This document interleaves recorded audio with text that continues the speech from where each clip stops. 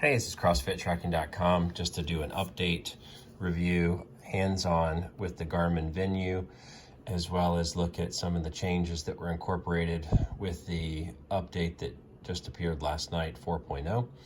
So the Garmin Venu has continued to be one of the best fitness-based smartwatches that I've tested to date. I previously liked the Samsung Active 2 as far as overall functionality, but it did very poorly as far as overall fitness tracking. But the Venu does pretty excellently with that. So with that, I'll give you sort of the overview. Obviously, you can change the watch faces very easily, and there are a number now that are available. One of the best ones that I like is one that accents the screen color and vivid display.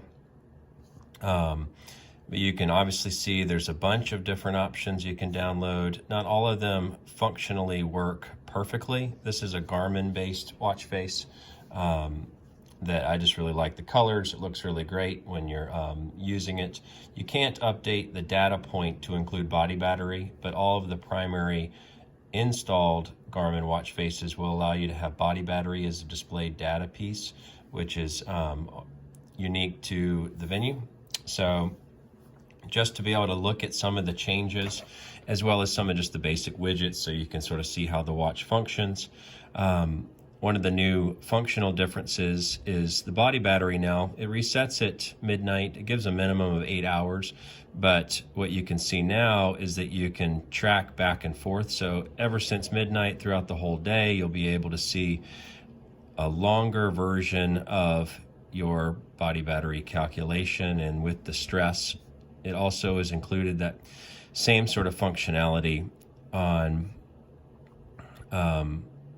you can see week at a glance.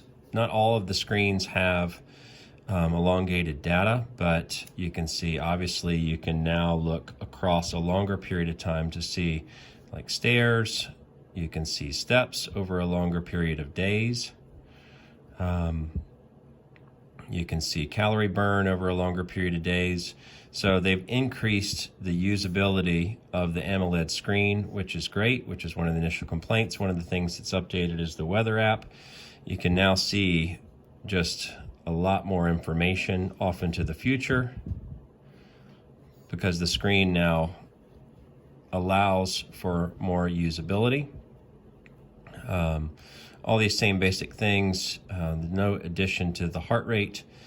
But with the stress, you can see the last 9 hours as well. And as the day goes on from midnight of the previous night, you can see, the whole span of time. History, one of the things that's updated here is when you go into a workout now, you can see the heart rate graph. So they're taking advantage of the full AMOLED colors and visual picture of it. You can't see anything other than that. So, but you at least have a heart rate graph in each of your activity pages. One of the things I've found is that the new heart rate monitor, the optical heart rate monitor built into the 245, 945 Phoenix 6 series, as well as the Venu and the Move Lux, it has a much better heart rate monitor, so I've had very good tracking. This is a workout done without a chest strap, and it tracked the heart rate relatively very well and was very much on point with the overall metrics I was getting on a chest strap when comparing it. Not as much. So one thing you can see, so if you hit this little dot, you can scroll down and see a bunch of information with your messages, and then you can see the message itself and go back and just scroll back through. It's just, I don't know if there's any actual changes to this, but just in looking at these things a little bit further, you can see a little bit more information than what it looked like it was previously. So everything else, you have your music, you can functionally operate that through different providers, and Spotify has worked really well. any of the other settings, I'm finding the battery life is working pretty well. I did not charge this last night, so used it for I guess approximately 36 hours, and I'm down to 67%. So it's just amazing that other watch manufacturers haven't caught up with making battery life more functionally lengthy with an full AMOLED screen and full sports tracking. Nothing really changed to any of these settings. One thing just to note, that's just a minor point. When you go, you want to have your data recorded every second. It's in the System tab, and you scroll down, and the data recording can be either smart or every second. You want to set that for every second just to get the most usefulness out of the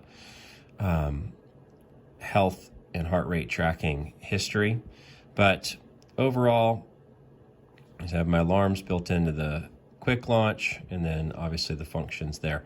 But the update is definitely taking advantage of more and more of the screen visual capabilities, as well as the watch itself has been performing excellently as a sports monitoring device coupled with a high quality, good looking smartwatch.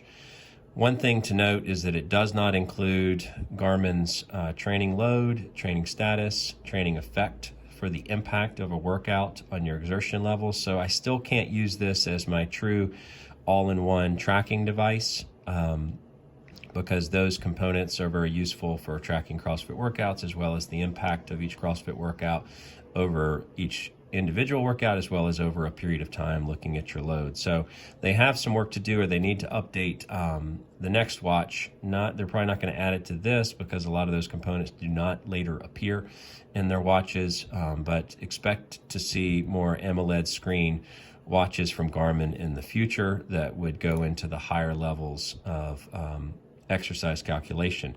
Again, thanks so much for following CrossFitTracking.com.